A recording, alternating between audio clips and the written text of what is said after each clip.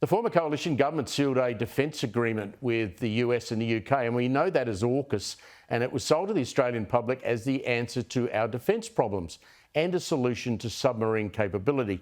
It now looks like the PM, Anthony Albanese, will have to do a lot of diplomatic back-scratching if AUKUS is actually to survive and to find if the deal is really under threat.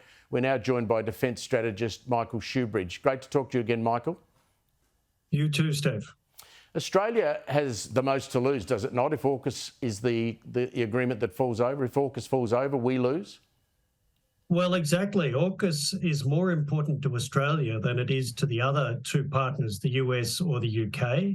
And neither of them can afford AUKUS being an Australian charity case. It has to help both the UK and US security. And that really should define how we think about Australia's contribution. What have we got that will add to the total submarine capability in our region? And what store do you put in this, these stories coming out of the United States that senior politicians in Washington are sounding alarm bells and sending memos to Joe Biden saying, look, if we do this deal and as the way it's written, we're going to limit our own capability? Well, that letter you're referring to, Steve, comes from two heavyweights in the US national security system, the senior Republican and Democrat on the Senate Armed Services Committee. This deal won't come into being if it can't get past that committee. And they've talked about the real pressures on US submarine production, but also submarine maintenance and sustainment. And that's true. The US is not making enough of its own submarines at the moment, and it's not getting them to sea as effectively as we are with the Collins. So we can help by helping the US get to the levels of availability for their submarines that we get out of the Collins. We can also help with port facilities in the region. So our contribution can help the American submarine capability and UK, as well as help us get our own.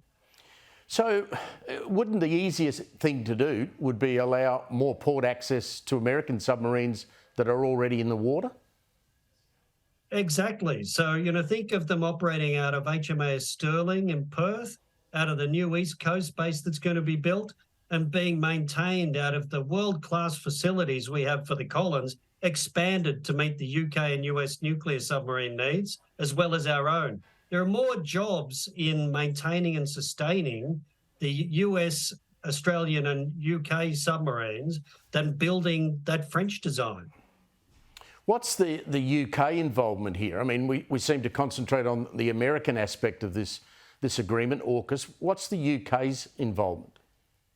Well, you're right. The UK is almost like the silent partner when you look at the public debate, but it's entered AUKUS because it wants to benefit from it. So the UK wants to use our location as part of projecting defence power in the Indo-Pacific. We should welcome that. It also wants our resources, our skills, our people, our money to invest in the next generation of nuclear submarines that they too will be building. So the UK is a big, important part of this AUKUS partnership, and we shouldn't forget that.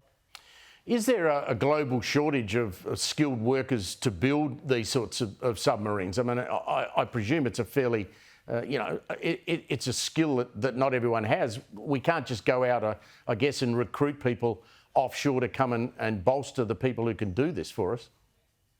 No, and that's why I think the worst approach to AUKUS is seeing it as the Americans and the British helping us make our own cottage industry for producing just our own nuclear submarines. And the smart way to think about it is, how does the partnership add to the total number of nuclear submarines operating in our region? And that's where the maintenance is so important. And that's where Australia contributing to expand the total submarine production of the UK, US and Australia is the right way. Just finally, Michael, I read somewhere this morning that the suggestion that the Chinese, quote, hate AUKUS. Is that your understanding? Well, they do, and that's because they know it can really shift the balance of military power against them. They've been in a brutal, aggressive one-country arms race, growing their own nuclear capability and their submarine capability as fast as they can. And AUKUS is about tipping the balance back. They know that.